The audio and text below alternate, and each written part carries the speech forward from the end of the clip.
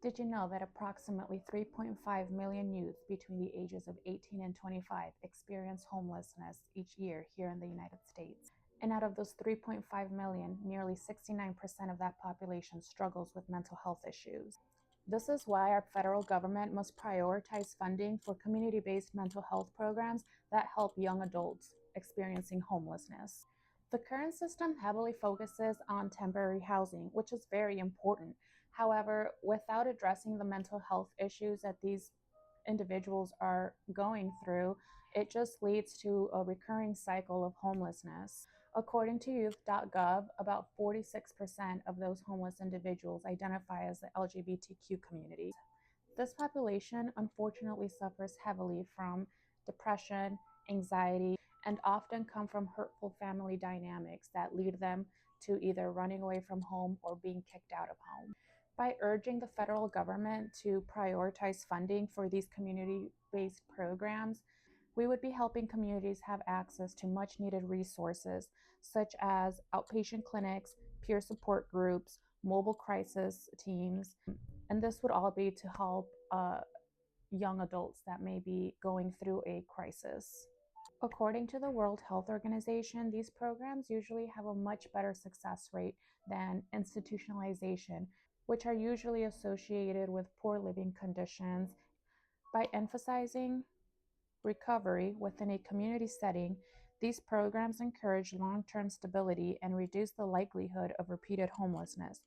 The U.S. Department of Health and Human Services even backed this information and released statistics that emphasize the importance of mental health within the homeless youth community. Studies show that nearly 69% of homeless youth report conditions such as anxiety, depression, suicidal ideations, and more severe disorders like schizophrenia or bipolar disorder. This is important because these issues usually arise within adolescent years. Programs like the Coordinated Specialty Care, or the CSC, provide team-based treatments that include psychologists, social workers, and vocational specialists. Evidence from the National Institute of Mental Health demonstrate that initiatives such as recovery after the initial schizophrenia episode significantly improve outcomes, including increased participation in work and school, and better overall quality of life. These findings highlight the importance of addressing the mental health issue early before they escalate onto long-term barriers. One of the great programs that we have available here in Buffalo is the National Alliance of Mental Illness.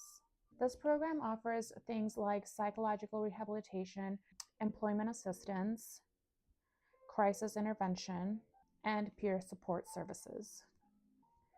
These resources are so important because they assist individuals to create skills that are so necessary to generate independence amongst themselves. Things like maintaining employment, continuing education, and managing their mental health.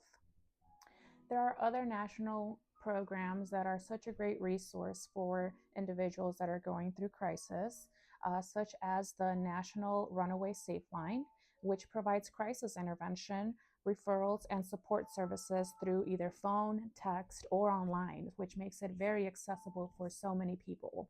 These resources are critical for youth going through crisis, yet they cannot fully address the long-term needs without additional investment in mental health care infrastructure.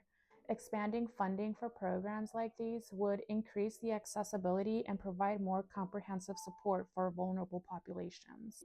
Additionally, Housing First programs usually face long wait lists due to limited accessibility. According to the Center of Budget and Policy Priorities, many housing assistance programs have multi-year wait lists due to high demand and insufficient funding.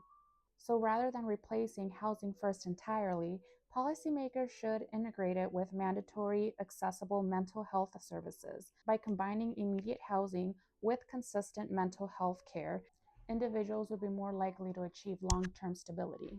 There are already so many wonderful organizations supporting at-risk youth, but they remain underfunded and underutilized.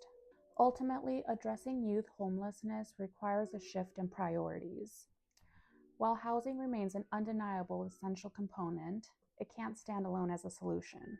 And that is why our federal government must prioritize mental health funding in order to assist youth at risk of homelessness here in the United States.